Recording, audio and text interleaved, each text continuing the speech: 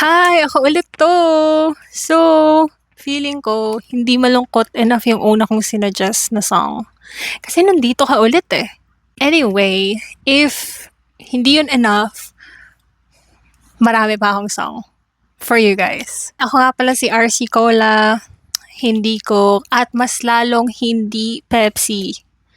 Welcome back to, kung magiging series man 'to, series ng malulungkot na songs na pwede mong pakinggan habang umuulan. Kasi umulan na naman. Hindi naman lumamig. Sobrang init, sobrang lagkit. Feeling ko dapat rage songs yung isuggest ko. Pero hindi. Nandito tayo para mag-suggest ng songs kung saan pwede tayo mag-emote, kung saan pwede tayo maging malungkot, kung hindi natin kayang umiyak. At least, pag narinig natin yung song, pwede tayo umiyak. Ang song na isasuggest ko for today is from Lizzie McAlpine. Hindi ko alam if sumikat siya dahil sa TikTok music. Pero meron siyang sikat na song na sobrang sikat sa TikTok during the pandemic na if hindi pa siya sikat before, yun probably ang nagpasikat sa kanya. So if alam niyo yung song na Ceilings, sa kanya galing yan. And marami pa siyang ibang kanta na same vibe. Hindi ko intention na gawing deep dive discussion ito or maging series man to. Pero every time na umuulan, ang sarap makinig ng sad song. And yung hindi ko kayang ilabas on a normal day, na hindi poops, okay? Yung hindi ko kayang ilabas on a normal day, parang kaya kong ilabas if makikinig ako ng malungkot na song. So, if relatable, if ganun ka din, if you're looking for suggestions, if nag-build ka ng playlist, I have an additional song for you. Title niya ay Staying by Lizzie McAlpine. Whisper to me, baby. Okay, so, hindi natin siya papakinggan.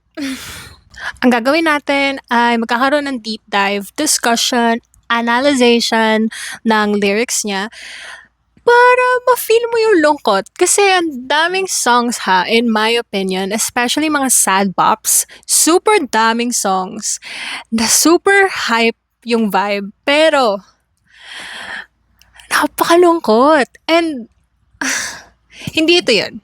Okay. This is not one of those songs. This song has a very melancholic vibe to it. Super straightforward pag-drop ng lyrics. Merong kaakibat na isang bagsak na I don't know if it's a major, minor key, pero super dark vibe. So, if hindi mo pa siya feel habang umuulan, I think mafe-feel mo na siya. So, umpisa pa lang.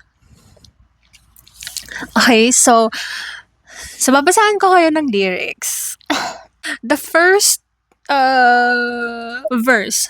By the way, itong album kung saan nanggaling yung Staying is, hindi ko alam kung anong specific na term na tawag sa kanya, pero it's very self-indulgent siguro na I'm doing this for me, I'm doing this to release. Taliwas sa traditional pop music na merong proper structure, verse, refrain, chorus. Hindi siya ganun. Very evident na these are poems written and nilapatan ng musika. That's it. Kung papakinggan nyo siya, hindi siya traditional. Hindi tayo well-versed sa music. Mag-advise lang ako ng sad song. Don't. Anyway, I'll read to you the first, let's call it verse. Whisper to me, baby, I'm too far gone to care. I wish I could have said what I meant when I was right there. Now I'm laying in bed with you and you're falling asleep. How can you look so peaceful when you know I'm gonna leave? Okay, 5 seconds break. The best tong pakinggan if nandun ka sa punto ng relationship, romantic relationship ha, na you're feeling the end. Parang kahit saan ka pumunta, dun patungo yung landas nyo. If ever nakarating ka na sa part where kayo ng partner mo, napapadalas na yung alitan na misunderstandings ninyong dalawa. May mga tension na away na pwedeng nare-resolve, pwedeng hindi rin. Sasabihin ko sa'yo yung nararamdaman ko. If you do something about it, good. If you don't do anything about it, good. Kasi I'm just too far gone to care. And then the following line, I wish I could have said what I meant when I was right there, implies na hindi ako naging honest. During our heated discussion, meron akong mga sinabi pero that is just to appease you. Pero hindi ako naging honest. Kasi minsan naabot ka rin sa point na and kulang yung sinabi ko eh. Parang hindi yun yung gusto ko i-mean. Pero yun lang yung lumabas. Kasi let's be honest, okay? Hindi naman lahat ng arguments is pwede ka maging prepared. Hindi lahat ng arguments merong script. Hindi siya katulad ng mga linyahan sa pelikula na kayang sabihin straight on. Na kahit ilang away nyo na itong nangyari, kabisado mo na, nakapag-rehearse ka na ng lines na gusto mong sabihin sa kanya kasi this conversation just kept on going and going repeatedly. Hindi naman siya nire-rehearse eh. And the heat of the moment, meron kang masasabi, meron kang mali-leave out. At the end of the day, you would go back thinking, I should have said this instead. Kasi the way that I delivered that made it look like it's shallow. Pero I wish I could have said what I meant. Kasi it's deep for me. So if ever na umabot ka sa ganung type ng, let's say, argument with someone that you love, this is the song for you. At the latter part of this verse, sabi niya, now I'm laying in bed with you and you're falling asleep. How can you look so peaceful when you know I'm gonna leave? Hindi siya na-resolve. Walang balak both parties to resolve it. We didn't want to delve into this anymore. I can't say what I mean because I don't care and you can't figure me out kasi equally you don't care. That at the end of the day, I am beside you pero ikaw kaya mong matulog. Na parang hindi mo iniisip na this argument that we had can cause me to leave. It's just that you just don't care enough to think about that. Anyway, nahulog siya. This is a guy from Haikyuu, by the way, if you watch Haikyuu.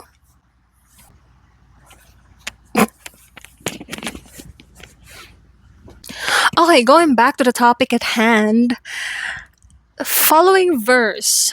So, dito sa part na to, there will be a melody change na magmumukhang parang, chorus to. Feeling ko, chorus to. By the way, for people who are trying to imagine, this is a continuous, piano melody. So, yung kakibat niya na nilapat na musika ay puro piano.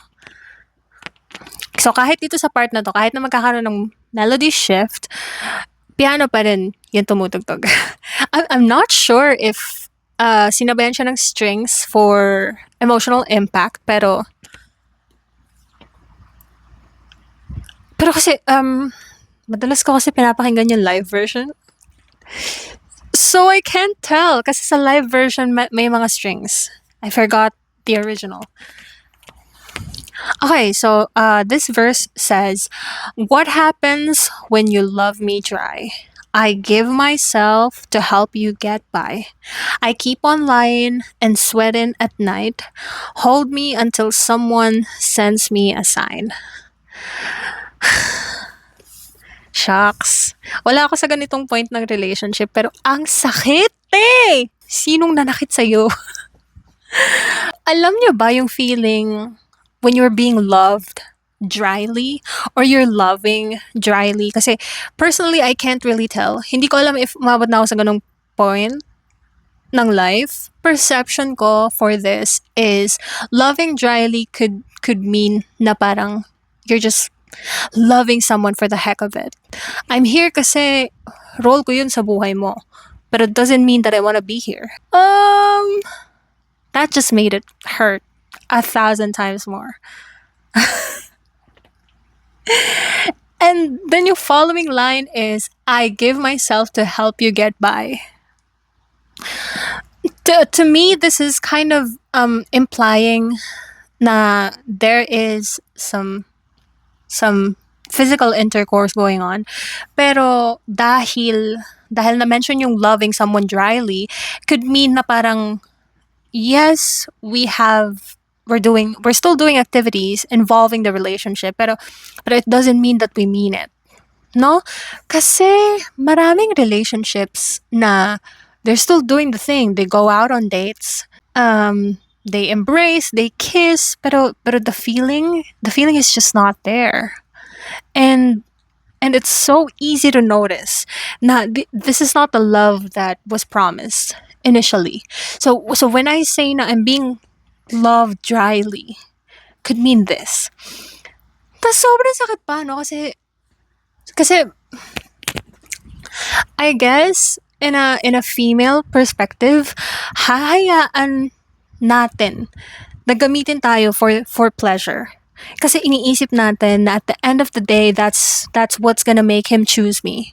I don't know if sa movies lang ba yun, it's not about the pleasure. Pero when something happens, it always involves pleasure.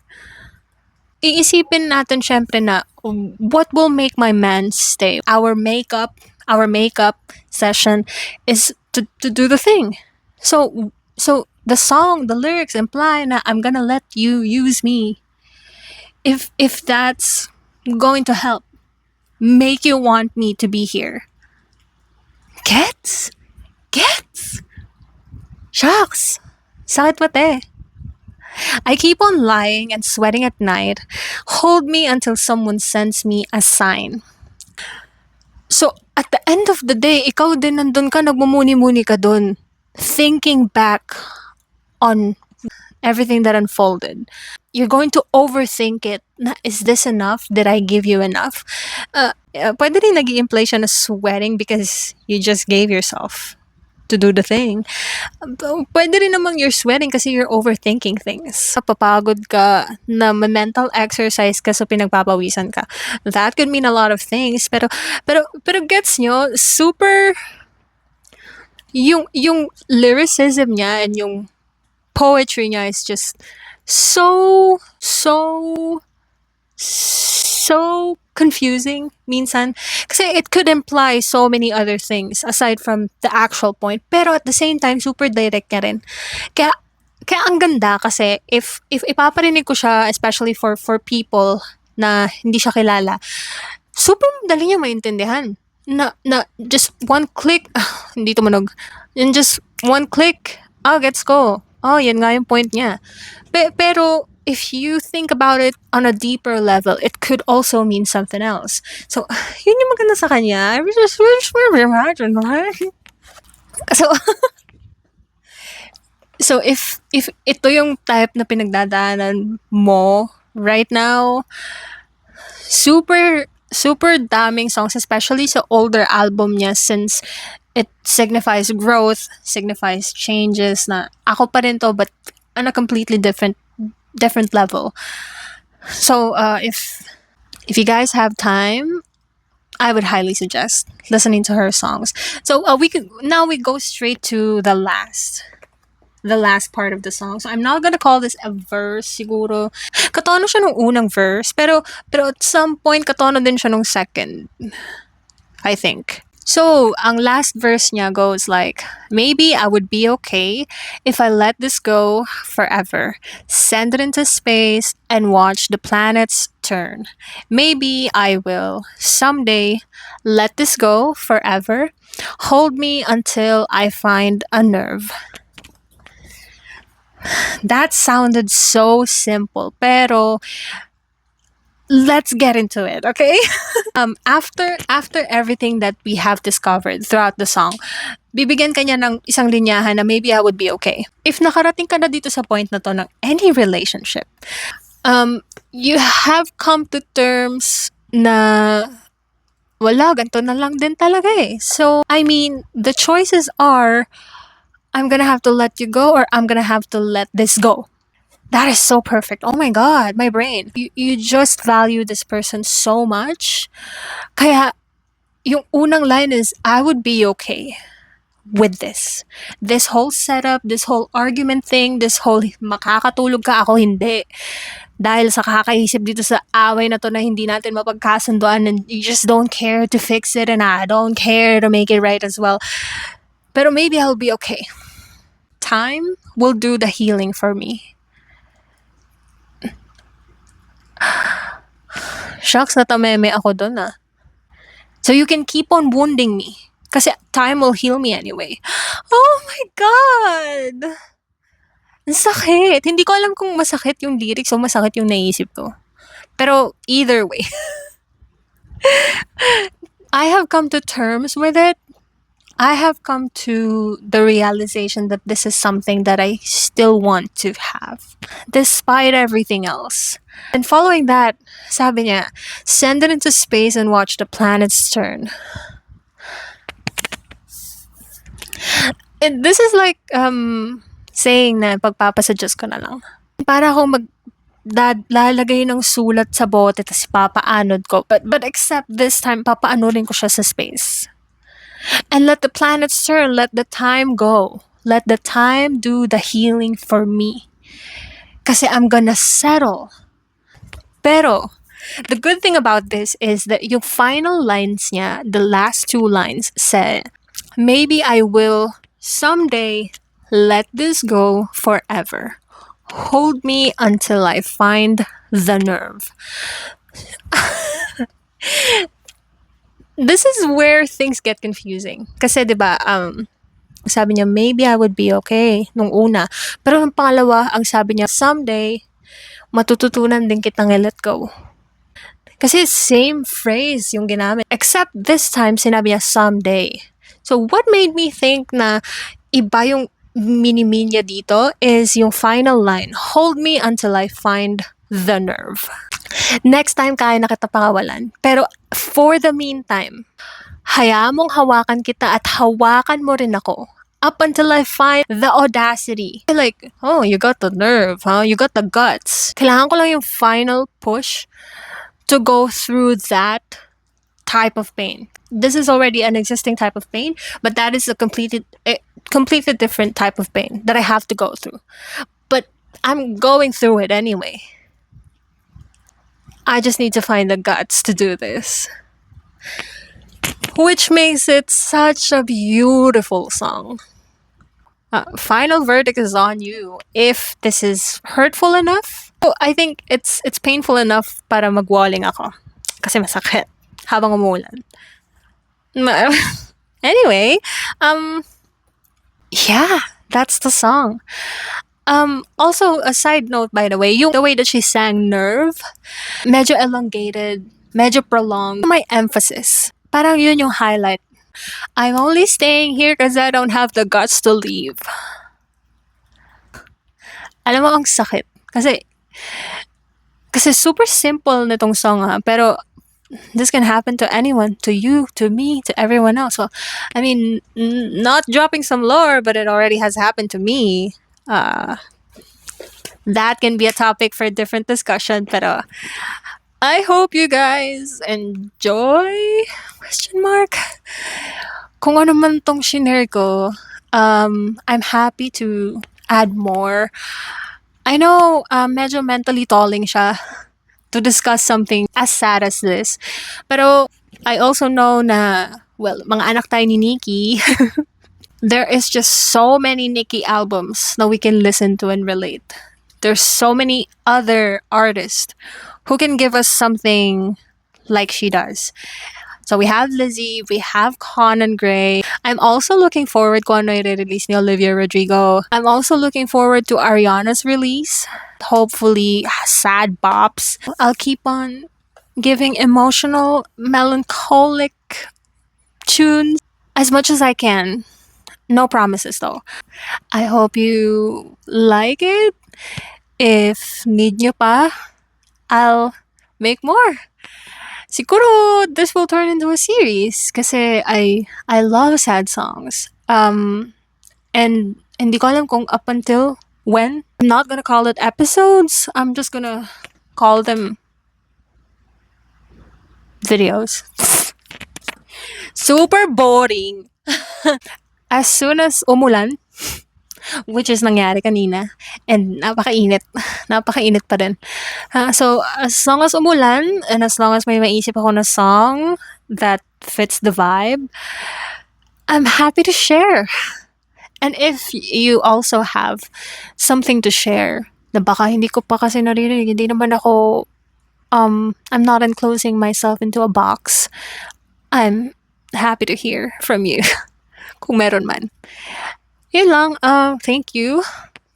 I hope you like this type of video. Ayun lang. Ayun lang. I'll see you next time.